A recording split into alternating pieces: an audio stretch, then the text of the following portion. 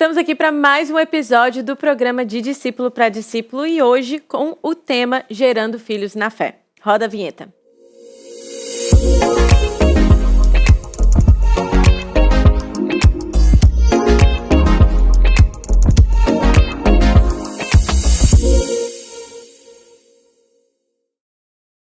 Sejam bem-vindos a mais um programa. Tudo bem, Pastor Pedro? Tudo bem, como é que você está, Gabizinha? Tudo muito bom. Tudo bem também aos nossos irmãos que nos assistem. Um abraço, Deus abençoe, irmãos e amigos. Sim, se você já chegou aqui até esse vídeo, eu quero te pedir para deixar o seu curtir, participar aqui nos comentários, deixar suas perguntas, envie seu e-mail se você quiser dar alguma sugestão de temas para os próximos episódios. É muito bom ter a sua audiência por aqui e contamos com você nos próximos episódios também. Então, não deixe de se inscrever aqui no canal para não perder a nossa programação. Pastor, vamos começar com esse tema.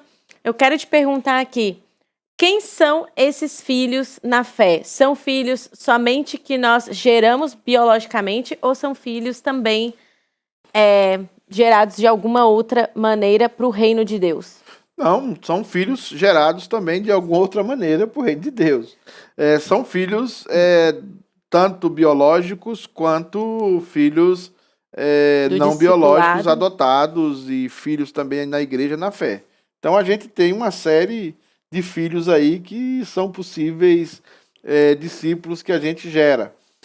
Mas seria bom que os nossos filhos fossem os primeiros, né? Uhum. Seria bem interessante. Mas também eles e também da igreja. Nós temos que procurar ter sempre discípulos, gerar filhos na fé, não para nós, mas para o Senhor Jesus. Então, gerar filhos aqui não é somente o seu filho de casa, é todas as pessoas que cruzam o seu caminho, novos convertidos, irmãos que você ajudou a se fortalecer, a crescer no conhecimento do Cristo.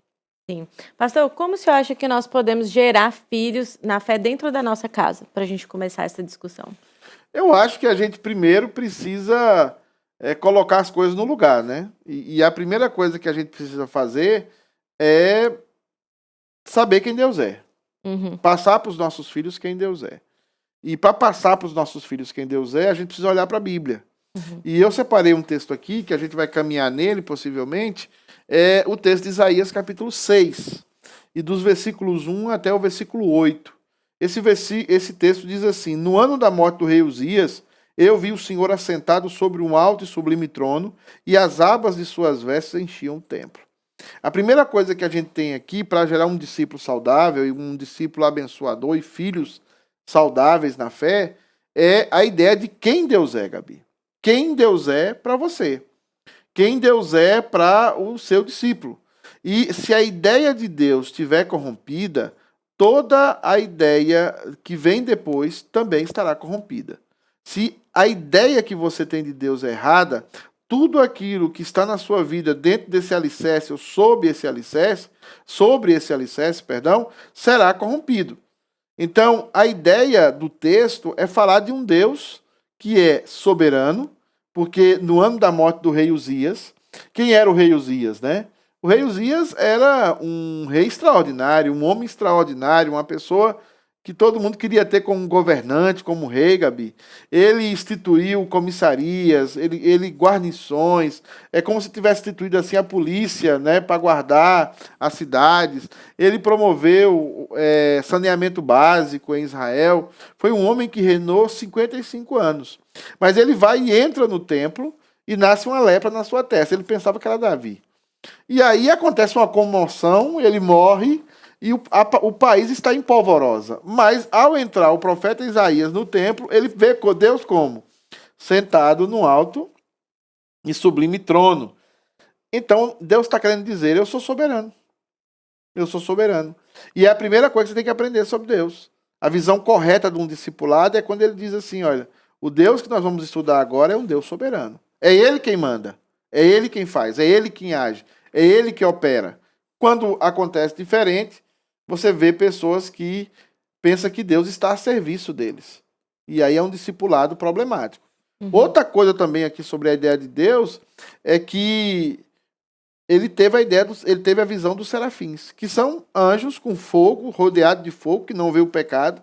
Mas mesmo esses anjos estão com seus olhos cobertos, estão com os seus pés cobertos, e estão voando ali diante do trono de Deus. E estão clamando, dizendo: Santo, Santo é o Senhor dos exércitos. Toda a terra está cheia da sua glória. Então, trazer uma ideia boa para o filho, trazer uma ideia para a gente começar a gerar um discípulo saudável, é ele ter a visão correta de quem Deus é. E Deus é prioritariamente duas coisas: é soberano e ele é santo. Ele não coaduna com o pecado. Eu até estava vendo um vídeo esses dias de um pregador que dizia que ele, agora que está restaurado à posição de Cristo, que ele é igual a Deus. Ele conversa com Deus de igual para igual. Ele e Deus estão de igual para igual, Gabi. Meu Deus, isso é um absurdo. Não dá para fazer isso. Não. Então, o que acontece aí são falhas na formação. E a falha dessa formação gera o quê? Gera discípulos equivocados, arrogantes, pessoas muito complicadas e pessoas que vão, com o tempo, se decepcionar com o evangelho, se decepcionar com a graça de Deus. Então, você que está me assistindo aí, nos assistindo, saiba, a primeira coisa no discipulado que você tem que fazer, e você tem que ensinar para as pessoas que estão ao seu redor, como seus discípulos, ou pessoa que você está dando escola dominical, ou algum tipo de estudo, num grupo pequeno na casa, é ensinar a eles que Deus é soberano e que Deus é santo. Uma visão correta de Deus muda tudo. Sim, pastor. E a gente vê também que o contrário de ver Deus como ele é muitas vezes a pessoa se colocar no centro, né? Sim. E não Deus no centro. E a pessoa também começa a confiar na força do próprio braço. Então acha que ela que vai resolver, ela que vai fazer, ela que vai conquistar, que é pelo trabalho dela que o sustento vem, ou coisas do tipo. Sim. Como que a gente pode trazer essa visão para dentro dos nossos... A visão bíblica para dentro dos nossos lares e também passar para os nossos discípulos na fé? Não, Deus fala que nós temos nossas responsabilidades, não tenha dúvida. Mas nós não podemos fazer nada sem Deus. E nós estamos na completa dependência dele e da sua soberania e da sua graça. O texto que nós estamos falando aqui, ele continua dizendo o seguinte, que as bases do limiar do templo se moveram, a voz do que clamava, a casa se encheu de fumaça, e o Isaías solta um grito, o profeta Isaías solta um grito, ele diz: ai de mim. Uhum. Então, quanto mais você conhece a Deus, quanto mais você tem uma visão correta de Deus, haverá uma implicação dentro de você. Uhum. Qual é a implicação? Eu sou pecador. Calvino diz: quanto mais eu conheço a Deus, mais eu conheço a mim mesmo. Quanto mais eu vejo que Deus é santo, mais eu vejo o quanto eu sou pecador. Essa visão muda tudo na nossa vida. Uhum. Porque a gente não é mais a joia rara. A gente não é mais o ouro de Ofir. A gente não é mais o que canta o hino da vitória, o sabor de mel, na frente da igreja, salmateando sobre os outros. A gente vai gritar essa frase: ai de mim. Ai de mim. E ele continua dizendo: estou perdido, porque sou um homem de lábios impuros e habito no meio de um povo de impuros lábios, e os meus olhos viram o Rei, o Senhor dos Exércitos. Uhum. Então, uma visão correta de discipulado é essa visão que tem uma visão correta de Deus e, como consequência, uma visão correta de si mesmo. E a humildade, Gabi, e você ter um autoconhecimento de si próprio, faz você ser uma pessoa completamente diferente. Você aprende a perdoar, você aprende a se humilhar, você aprende a considerar os outros, você aprende a saber que tudo que você faz vem de Deus, que você não é a pessoa que produziu as vitórias da sua vida, mas foi Deus agindo graciosamente, soberanamente sobre a sua vida. Então você vai começar a gerar pessoas assim também. Que pensam da mesma forma. Que é o que nós não vemos hoje nas igrejas. Uhum. Nós vemos que as igrejas hoje, as pessoas estão completamente endeusadas. Eu também vejo que há uma certa dificuldade também por parte ali da pessoa que está sendo discipulada de realmente ter esse relacionamento com Deus muitas vezes, e porque é mais fácil a gente criar um relacionamento com alguém que a gente vê, não é? Com uma pessoa, com alguém ali, ser humano, que está ali do seu lado. E às vezes a pessoa cria esse vínculo muito grande com um pastor ou um líder ou né, cria aquele apego. E eu vejo que não é saudável isso, porque nós precisamos estar com os olhos em Cristo. E a pessoa, ela pode falhar. A pessoa, ela pode pecar, ela pode cair. E só Cristo é perfeito e só Deus vai suprir aquilo que nós precisamos e não o outro, que muitas vezes a gente quer buscar no outro. Quando você cria uma realidade correta de si mesmo, você também vai gerar uma relação correta dos outros. Quando você acha que você é a pessoa mais importante do mundo, você vai procurar alguém que você acha que vai ser o seu guru, que vai ser o infalível, que vai ser o seu coach. E aí você deposita a sua posição naquela pessoa porque você está buscando ser igual àquela pessoa, alguém infalível, alguém quase um semideus. E aí você vai cair do cavalo. Quando você tem uma visão correta de Deus, uma visão consequentemente de si mesmo, você também tem uma visão correta do outro. Porque ele vai dizer, eu sou um homem de lábios impuros e habito no meio de um povo de impuros lábios. Então a visão correta dele não era somente dele, era também dos outros. Então você passa a amar as pessoas mesmo sabendo que as pessoas são como você. Porque Deus amou você sendo dessa forma. E você passa a amar as pessoas mais dentro de uma realidade, não de uma ilusão. Então você começa a amar o seu pastor sabendo que ele é errado, sabendo que ele pode cair, sabendo que ele pode tropeçar. Não é mais uma relação de guru, não é mais uma relação de dependência, de pastor-dependência. É uma relação de irmãos. É uma relação em que é saudável, em que a sua felicidade e a sua fé não depende da fé e do estado, do momento do seu pastor. Mas o que nós vemos aí fora, em muitas igrejas e situações, é essa. É uma codependência, porque como você tem uma visão errada de Deus, uma visão errada de si mesmo, você se acha muito bom e acha que aquele homem também é muito bom. E aí ele cai, e aí ele tropeça, e você cai junto. Sim. E trazendo um pouco assim para o lado aí da maternidade e dos pais, eu acho que é um grande desafio a gente realmente aplicar isso na prática, porque eu vou te dizer, quando o filho erra ali, continua errando, você ensina, mas ele parece que te desafia. Ele desobedece. Você fala não, ele não tá nem aí. Às vezes você fala, faz isso. Não, não, não. E quer ali defender sua opinião e quer ter sua vontade própria. Eu tô falando, claro, em coisas do cotidiano. Mas, às vezes, a nossa reação para perdoar o filho, para ensinar para ter aquela paciência, às vezes, é uma reação, às vezes, de não reconhecer que a gente, muitas vezes, tem a mesma atitude com Deus. Nós somos pecadores e pecamos também constantemente. E Deus constantemente está ensinando o caminho, e perdoando. Constantemente está perdoando. Agora, a relação com o filho, e Deus também estabelece essa relação conosco, deve ser prioritariamente uma relação de respeito. Isso é muito importante. Porque muitos pais e muitas mães têm uma relação de amizade com o filho somente. Se você é só amigo do seu filho, você vai ter um problema sério.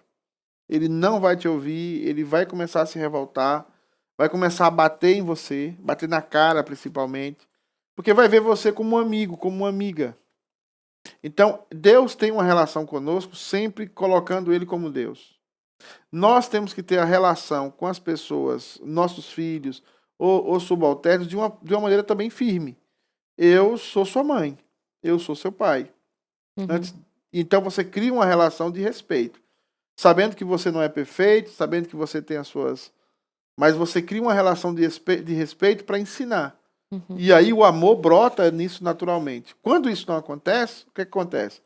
Você cria uma relação, muitas vezes, de tentar achar que o seu filho, tanto na fé como biológico, que ele é melhor do que os outros. E ele não é melhor. E você não é melhor.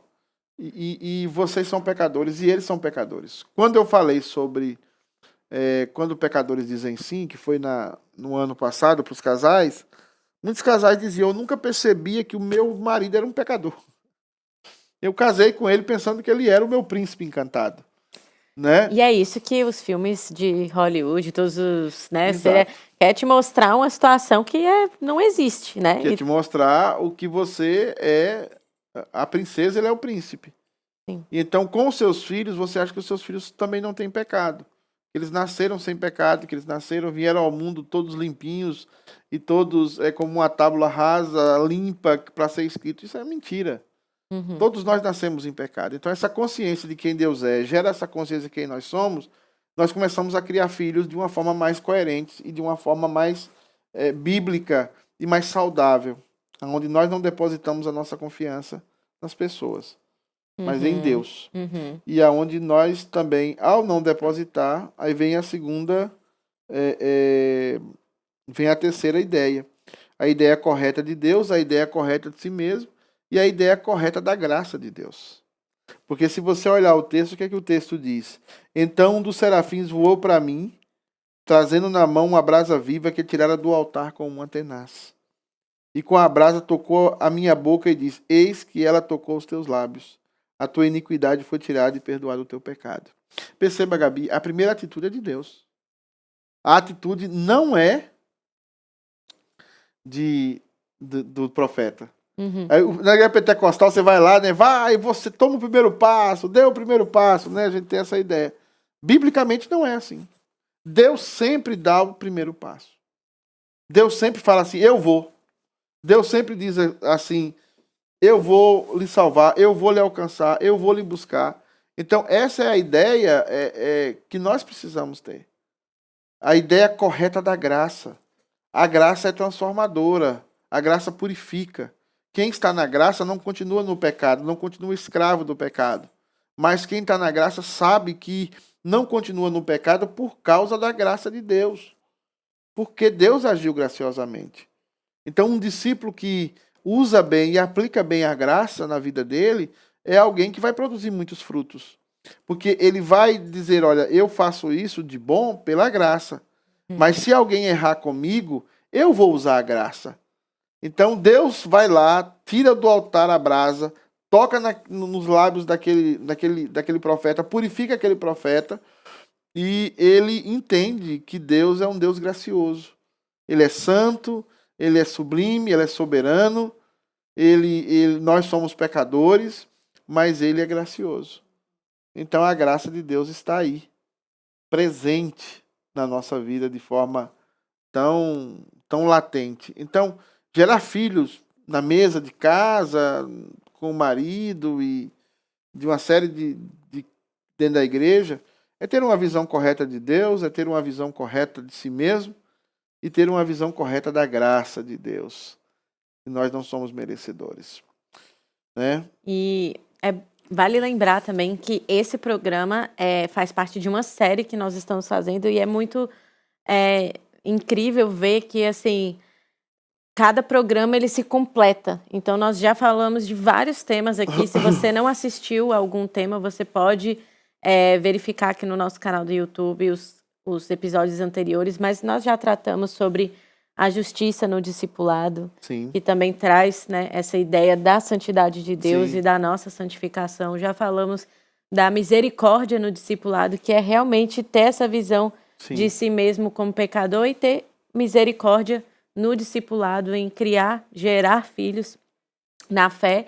Então é muito importante você assistir os outros episódios para você receber ainda mais conteúdo dentro desse tema de discipulado e dentro desse tema de gerar filhos na fé. E nós temos aprendido muitos conceitos teológicos, bíblicos aqui com esse programa que vai te ajudar a gerar mais discípulos, a gerar filhos saudáveis na fé neste ano. Então, muito obrigado, pastor, por esse papo aqui. Realmente. Deixa eu só falar uma coisinha, Gabi, que eu acho que eu esqueci. Uhum. Eu esqueci de falar sobre a missão. Uhum. Então, o discípulo, ele tem uma ideia correta de Deus, ele tem uma ideia correta de si mesmo, ele tem uma ideia correta da graça de Deus, mas ele tem uma ideia correta da missão que Deus deu. Porque o texto termina dizendo o quê? A quem enviarei? Quem há de ir por mim? Eis-me aqui, envia-me a mim. Então, você sempre, o discipulado, precisa terminar com essa pergunta e com essa resposta. A quem enviarei? Aí o discípulo responde, eis-me aqui, envia-me a mim.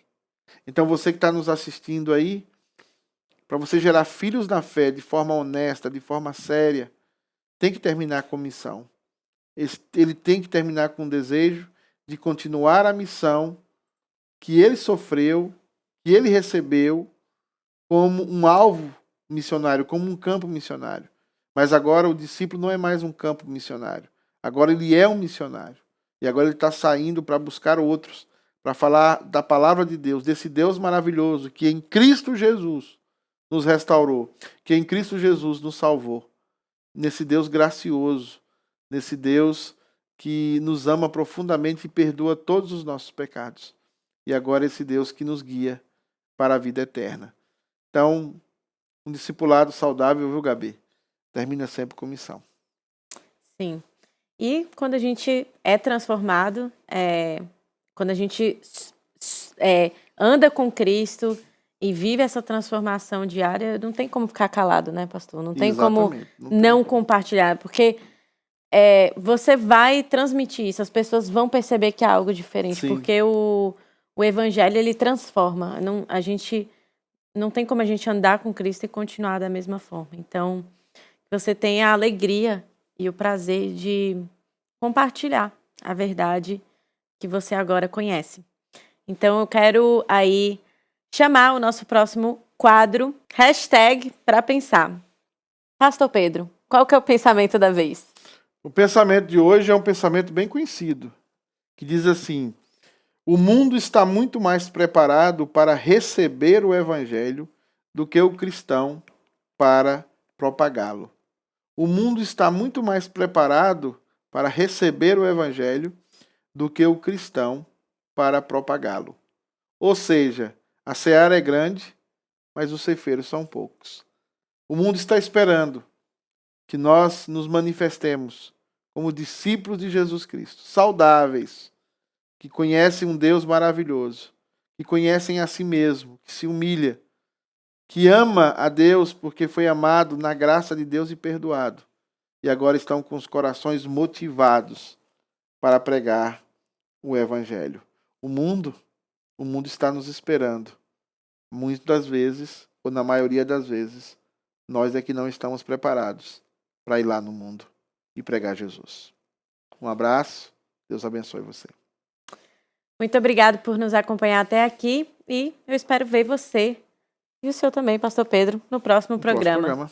Amém. Próximo programa nos vemos. Um abraço. Até Tchau. mais. Tchau.